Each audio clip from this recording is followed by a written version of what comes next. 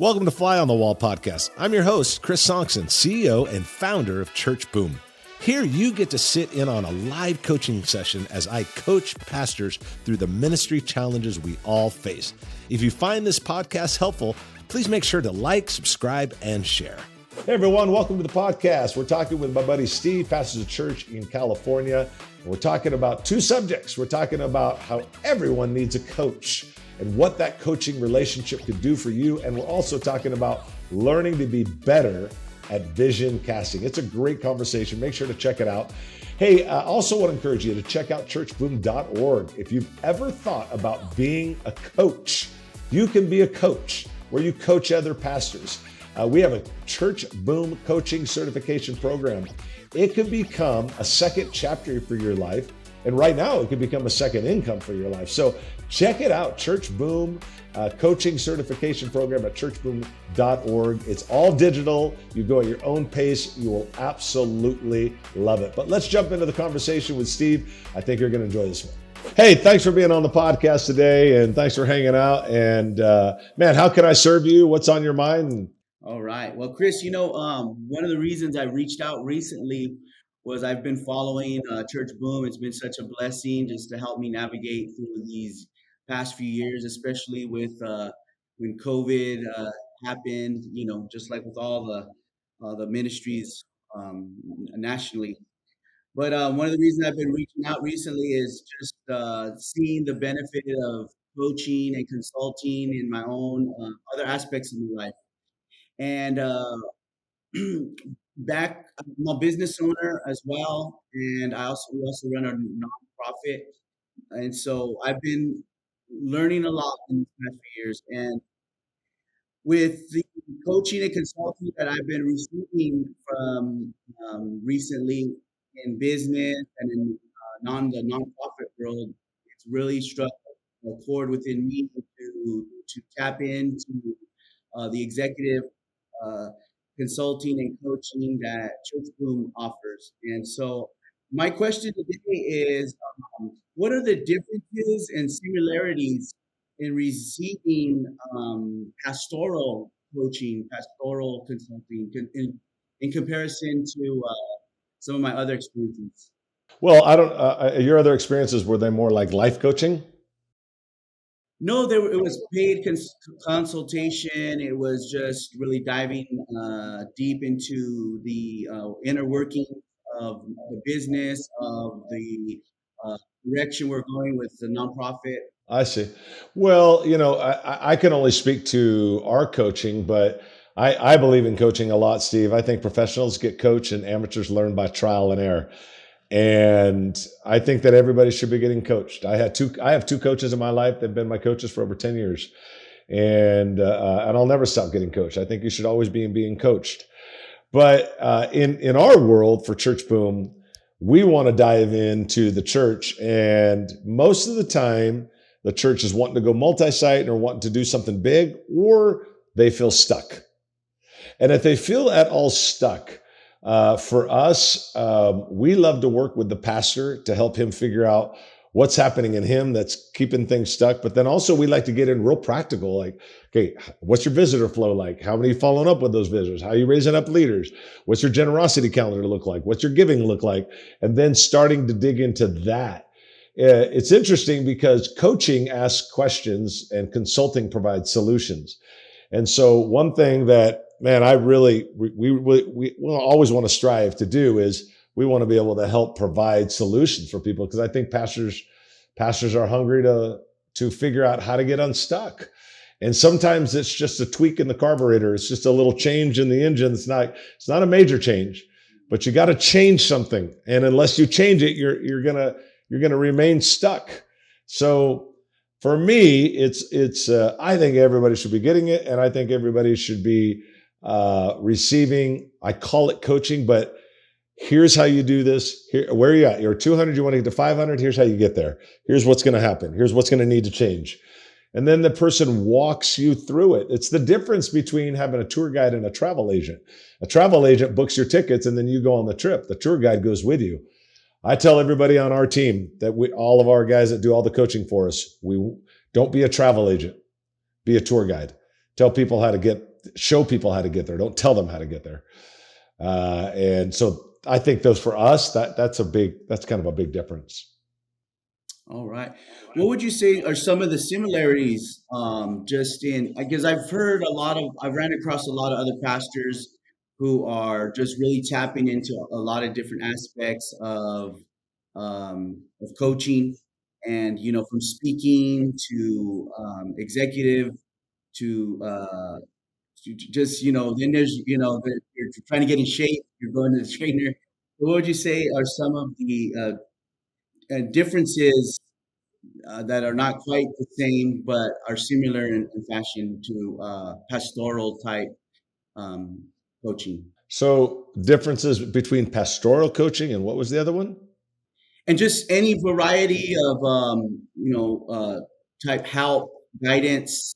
One of the things a few years ago, about 8 years ago, is I started going hooking up with a one-on-one small business association mentoring, and it just really revolutionized my perspective on the possibilities of what a business or an organization can be, and it caused me to really uh, just raise the bar in my dreaming, and just of what, if you just gave your attention to uh, the potential of things just kind of coming together. So Yeah. um, So, well, as I said, I think there's a difference between coaching and consulting, but in the pastoral world, I think you're going to get talk a lot about leadership and how that person's leading, what kind of leader they are. And when I'm coaching a pastor, it's very practical for their church, but also very practical for them as a leader. How are you leading? Are you developing leaders? How do you develop leaders? You're dealing with something very different. In the business world, you're dealing with customers and paid employees. In the church world, you're asking people to volunteer and, oh, by the way, give money to the organization. Very different level of leading. And so you have to help that pastor learn how to lead at a higher level. You have to help them learn how to raise up leaders. You have to help them learn how to be gravitational and attract the right people on their team. And you got to get practical in the systems. Like, how are you going to get more first-time guests to your church? How are you going to develop volunteers? How are you going to create your tithing base and develop a bigger tithing base? How are you going to do those things? Those things have got to be figured out. And I think that everybody, like I said, I've been getting coached for over 10 years. I think everybody should be having someone in their life going, okay, this is where you're at. This is where you want to go. Here's how you're going to get there. And if you don't have that, you might get there in 8 years, or you might be able to get there in 18 months if you got the right person helping you. I've had two coaches in my life, as I said, for over 10 years, pushing almost 15 now, I guess. And I'll never not have a coach. Like, I need help. I want to get better and better and better and better. And I don't think you get that. I always say professionals get coached, amateurs learn by trial and error. Decide which one you be. You want to be an amateur or you want to be a pro. So, well, so along those lines of just how we could get better, one of the things I'm realizing with the church is, I have this vision, I have this direction, I have the game plan, the strategy. And so my question would be, what is the best way that you've seen in your different experiences with different churches to communicate vision and direction to the church as a whole? From not just those in my inner circle, or the elders, or the board members, but also to just the first time visitor, to the new member, to even the youth, understand, being properly being communicated to the vision and direction of our church. well, so what you're really asking, Steve, is you're asking a question about how do you cast vision? How do you get everybody on board with the vision and moving in that right direction? Is that right? Kind of like, how do you get Yeah, everybody my on board? emphasis in my question is communication, because that's Yep. just what I've seen, Yep. from this to their Yep. ears. Yep. So here's three things. Ready? when it comes to vision, you have to have three things when you're communicating it. You have to have clarity, you have to have language, and you have to have urgency. Whenever you're communicating a vision, there's got to be clarity, language, and urgency. Clarity is it clear to you? Can you communicate it clearly? Do you know exactly what you're trying to do and what you're trying to accomplish? And do you know how to get there? Or is it just some arbitrary dream that you really don't have a plan to get there? So that's got to have some real clarity of just where are we going? How are we going to get there? I think it's also important when you're communicating it, because that's what you talked about, Steve, is the language of things. So it's one thing to say, okay, I'm clear where we're going and I'm clear how we're going to get there. Now we got to get to the language. And the language, I think, is important. Now, what do I mean by language? It's not just what you're communicating, it's finding those phrases that seem to sum up everything that you're trying to say. Because language shapes behavior and behavior shapes culture. So you're trying to create a culture, you're trying to create this vision. You need the language. Let me give you an example. In Church Boom, we have Church Rescue, one of our initiatives. Churches that are under 100 can get free coaching. They can go on a retreat for free. We coach churches all across the nation. Well, really, I guess now starting to move all over the place, but all across the nation. And we coach hundreds of pastors that are churches of 30, 40, 50, 60, 70, 80, whatever. They're dying, they're under 100, and we're trying to help them. That's called Church Rescue. Now, I say that to say, if I'm talking to you about, let's say your church runs 1,000, and maybe you want to support helping us to rescue churches, I'm going to give you here's some language. First of all, I'm going to give you clarity. Let me give you the clarity. Hey, man, we're trying to help rescue churches. America is closing more churches than it opens. And so we're rescuing churches. This is the clarity. We're giving past churches under 100 and we're coaching them for a year and we're helping them and we're strengthening them and we're going to get them over 100. Clarity. Here's the language. You know why we do that? Because we believe, Steve, rescued churches will rescue people and rescue churches will rescue America. There's some language there. There's like, oh, wow, that's like, I took everything I said and I said, rescue churches, rescue people. Boom, language. Rescue churches, rescue America. Language.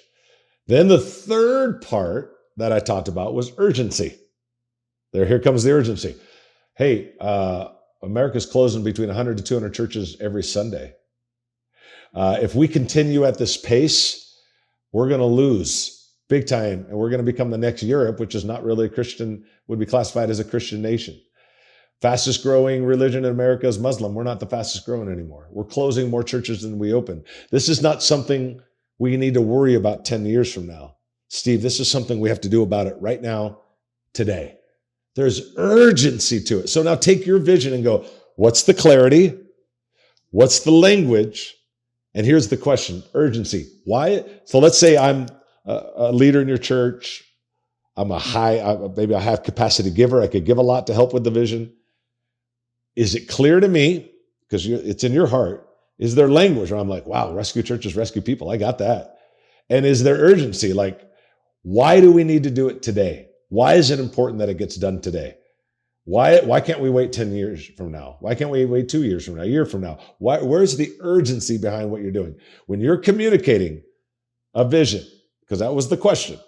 Yeah. Clarity, language, urgency has to be there. And if you don't have those three, there's a good chance they're not going to catch on to it and they're not going to run at the same pace. Because the ultimate goal is you right now are a vision caster and you're a vision carrier. You're casting it, but it's in your heart, it's carrying it. You want them to become the same thing. They are vision. They could say the vision. Anyone in the church could say the vision. They're vision casters. They could say it to their neighbor, their friend, someone else in the church at lunch, their coffee appointment. They're vision casters, but they're also vision carriers. It's deep inside of their heart. That's what you want to get them to. That's who you are, and that's who you need to get them to. You got to become vision casters and vision carriers. So that's great. So what would be some practical steps on how to how you would coach an individual to actually start putting that into play, into execution. Um, what's your thoughts on that? Well, based on everything I just said, I think they have to step through it. They've got to, first of all, I think they got to walk through the exercises on all three and say, okay, let's go with clarity. Is it clear to you? Okay, can you say it in 60 seconds or less? Is it clear to you? Do you know where you're trying to go, and do you have an idea how to get there? Okay, there's clarity.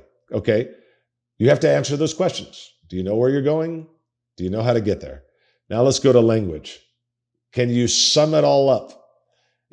Can you capture it in a language? Is it easy, or do you feel like to explain it, it takes 10 minutes? But I'm telling you right now, if it is a mist in the pulpit, it's a fog in the pew. If it's a little unclear to you, it's radically unclear to everybody else. So you got to have clear language. Like, you got to work on that. And then the urgency. Do you have the ability to say it? So if you have a vision in your heart, before you start trying to get everybody on board, probably grab 3 or 4 people that are really close to you and say, okay, guys, write the word clarity up there and say, is it clear? Do we know how to get there? Before we even say anything to people at the church, is it clear? Do we know how to get there? Okay, then moves to language. Do we have language behind this thing? Like if it was living on our website or living on a card, on a brochure, on a pamphlet, on a little magazine, whatever, like, is it clear? Do we have clear language? So clarity, I would take 3 or 4 people, ask them, are we clear about it? If they're all not clear, if they can't all repeat it in 60 seconds, it ain't clear. Then I'd go to language with all 4 of those people. Then I'd go to urgency. Get 4 or 5 people to help you. People support what they create. So if you get 4 or 5 people helping you with this, there's more likely to be supporting you in this thing. Don't do it on your own. Get a few people at the table and say, okay, I got this vision. Help me get clarity, language, and urgency. Yeah, so preparation is key. You slow 100%. down, you prepare yourself. It's Yep. good. Yep. 100%. Cool. What else you got? Anything else for today? Yeah, yeah. So, with your experience and especially trying to get the most out of coaching or consulting, I'm always open to learning. And so, a question that I'd have would be: are there universal foundational steps or building blocks to grow a church and then to scale? Just some must-haves that you kind of seen the trend be.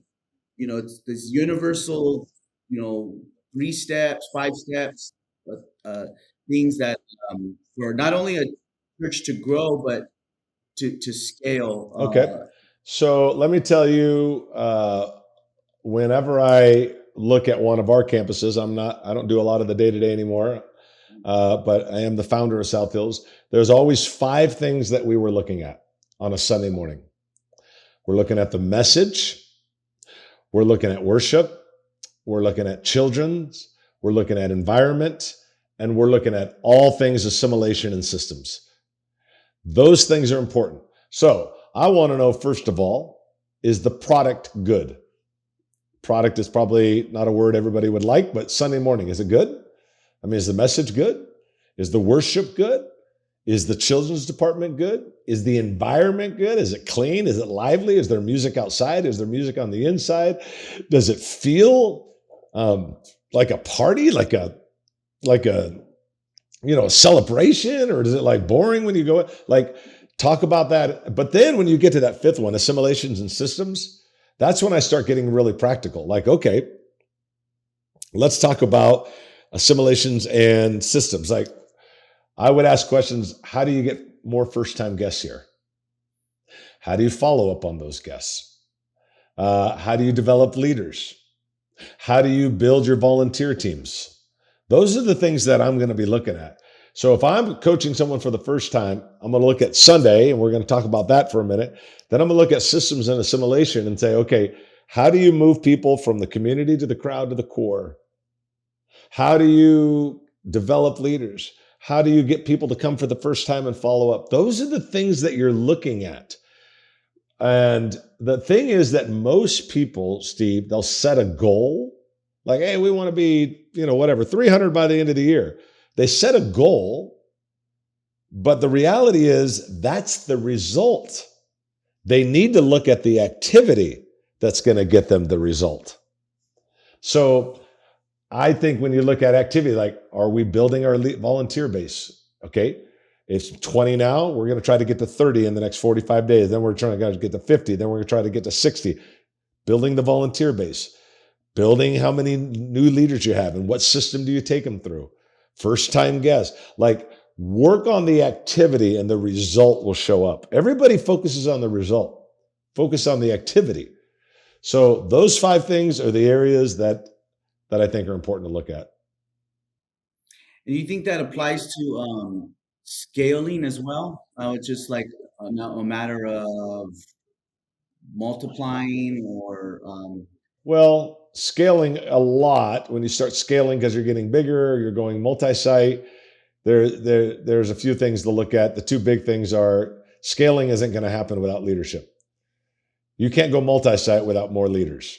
You can't expand without more leaders. You can't go from 1 to 2 to 3 services without more leaders. Scalability comes down to leadership and the structure and system. So it's kind of like, the example I always give is you and I own 2 McDonald's. We own them together. We're partners. But then all of a sudden someone's retiring and we buy 20 of theirs. Now we got 22. The way you and I ran 2 is not the way we'd run 22. The way you run a church of 1 services or 3 are different. The way you run a church of 200 and 800 is different. Who answers to who changes. Accountability changes. How you do meetings change. Everything changes. So you got to grow leaders because that's scalable, but you also structure has to change and systems have to change so that you can adjust to the growth. That's the only way that's going to happen. Otherwise, you're going to end up holding back the growth. So those are important. Anything else today, man? one last thing is in the busyness and just our hearts as ministers, as leaders, I know for myself, I've learned to ask some people to be my checks and balances, when seems like I'm running too hard. But so the question along those lines is, what would you say to keep us fresh and just be able to sustain throughout the years? What would you say is a good, healthy schedule balance? You know, um, maybe your own personal example, maybe others, which they've kind of come to grips with on like how they handle their day, their week, their month, and even their annually, like vacations and knowing when to let others kind of maybe take on certain responsibilities. And what's your thoughts on that? Yeah. So one is, and I just said this recently on a podcast. I said, I don't I don't think it's about balance, honestly, Steve. I think it's about obedience. The obedient pastor isn't asking questions of whether or not he's spending time with his wife, or whether or not he's taking a Sabbath, or whether or not he's taking a vacation, because he knows he's doing it because of what the Lord asked him to do. He knows he's raising his children right. He knows he's spending time with his family because he knows he's doing the right thing. I honestly don't have a lot of answers of like, take a day off every week and go on vacation twice a year and do this and do that. Like, I get all that. But for me personally, it just comes down to obedience. If I get out of balance, it means I'm out of obedience. When I'm in balance, it means I'm in obedience. I know when I am. Are you taking a break or not? No, I'm not taking one. That's an obedient issue. Well, for starters, you're disobeying one of the 10 commandments. So you're not taking a Sabbath. Okay, you're not spending time with your wife and your children. That's a problem. You're not taking a break. That's a problem. You're putting ministry first. That's a problem. But is it a balance issue or is it an obedience issue? Because if I'm obedient, the balance will get solved. It's when I'm not obedient that the balance gets um, gets messed up and gets out of balance. So, yes, on the Sabbath, yes, on spending time with your family, yes, on going on vacation, but just remember, it really isn't a balance issue. It's an obedience issue. It's good. You keep It's that in good. mind, you'll always be okay. So, Yeah, so I could recall in my days of not serving in the capacity of a pastor that I saw my leadership and I was like, they're taking quite a bit of breaks, but as I started to see what it was like to walk in their shoes, I was like, I see where that's oh needed. yeah, it's a lot. There's look, man. I love entrepreneurs. I've owned private businesses on the side. My dad owned his own business. That's just kind of who we are. But there's nothing like pastoring. It's a different level of wear and tear that is a business. It's just different. Yeah. So anyway, dude, thanks for jumping on, man. Really cool hanging out with you. And anything we can ever do for you at Church Boom, you just reach out to me. You got my cell phone number. Just know we're always here to help. But I really appreciate you jumping on today. Yeah, thank you. All right. Appreciate it. Have a good day, my friend. Appreciate you. All right. Okay. All right. Bye bye. Hey, thanks for checking out the podcast. Hope you enjoyed the conversation with buddy Steve. And I want to encourage you to check out churchboom.org. If you've ever thought about being a coach, now's the time. Go to churchboom.org and sign up for the Church Boom Coaching Certification Program. It's all digital. You go at your own pace. This could help you create a second chapter for your life, but it also could help you create a second income. You will absolutely love the program. So go to churchboom.org and check out the Church Boom Coaching Certification Program. Thanks so much for stopping by on the podcast today, and we'll see you next time on the Fly on the Wall podcast.